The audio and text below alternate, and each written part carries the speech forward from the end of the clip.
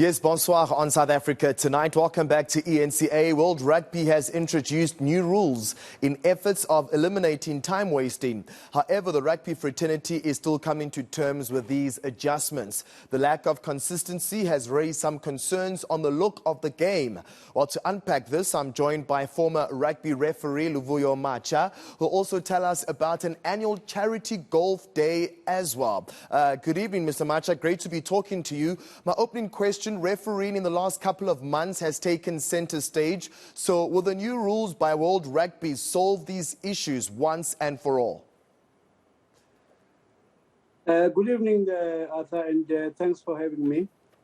Look, without a doubt, there has been a lot of attention on refereeing inconsistencies. And I know that World Rugby is working very hard to get the referees to perform at the level where there are consistencies, but it doesn't look like it's helping at the moment. We've had top coaches complaining about inconsistencies of the application of the law, and World Rugby is really trying very hard, and it's not easy. You know, I've been in the middle, and I know that it is not easy. Wow, Mr. Matsha, time wasted in matches is a burning issue. Will referees pay a lot more attention after what we saw in Australia's match against the All Blacks? Look, the time wasting is a problem. You must remember that while World Rugby is trying to resolve these law application issues, and then teams play into it, some of the teams, for example, who want to slow the game down would get into situations whereby they will slow the game down and they will act. And I'm not saying that the players are feigning injuries, but they would try and use it to their advantage. So it is a big problem, and I think the players are not really making it easy for World Rugby. But it is a problem that rightfully so World Rugby has to look at. Mr. Matsha, URC boss of referees Tapa Henin has called for strict policing of dissent and dangerous play and reference Bandi Aki's tackle against Yabelo Sinatla. What's your take on that? Look, the big issue, and I think that is facing World Rugby when it comes to the dangerous play, that rugby remains a physical game. And there's a fine line between aggressiveness. You know, players have to they are really working hard to try and not infringe. You must remember that these players cough bans, and they don't want to be banned because they've got a lot to lose.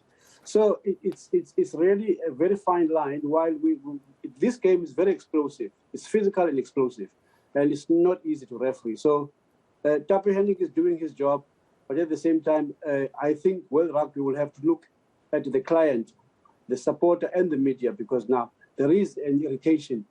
Supporters get irritated, you know, with this application of the law. So it's really a very tough situation. But I think World Rugby will come up with a plan and just make sure that we're able to play a fast-paced game, and the law is applied fairly to all the teams. Having said that, the general consensus usually is that once you talk about the referee after the match, it means he had a poor game. But at the same time, players take the laws to the limit. Should they shoulder some of the blame?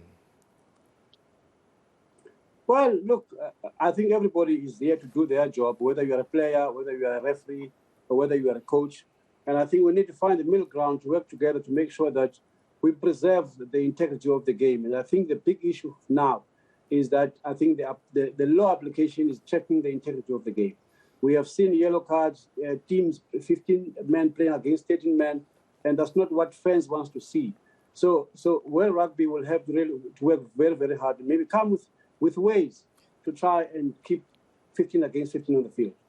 All right, thanks for that. Now to the annual charity golf day where the late Dr. Leighton Klaso, who represented Border Rugby, participated in tennis as well, has been an advocate for developing golf in King Williamstown, the area, of course, more than 30 years. What can you tell us about the importance of this event and how many lives have changed in the process? Look, I think the golf day is basically it's the legacy that is being carried over. The doctor has been a doctor in King Williamstown area, in the rural areas, and he has been really a community builder. And he has used golf and tennis to build communities. So he sponsored a lot of tournaments, golf tournaments, during his times. And what then happened is that when he passed on, his son, who is a lawyer, Luvuyo Matsha, who is a lawyer in Johannesburg, decided to create this tournament so that we can raise funds and support golf development, especially King Williamstown. Is there anything that you'll be doing different at this year's event? Well, we are partnering with Nomads Golf Society, where the money that is being raised there, we will donate it to golf development, especially in King Williamstown. We really want to grow this tournament so that we can make sure that we can help those that cannot afford to play the game. And we're looking at talent, to identify talent and make sure that those players who don't afford, we can support them and they can fulfill their dreams and maybe, who knows, and play in the PGA Tour.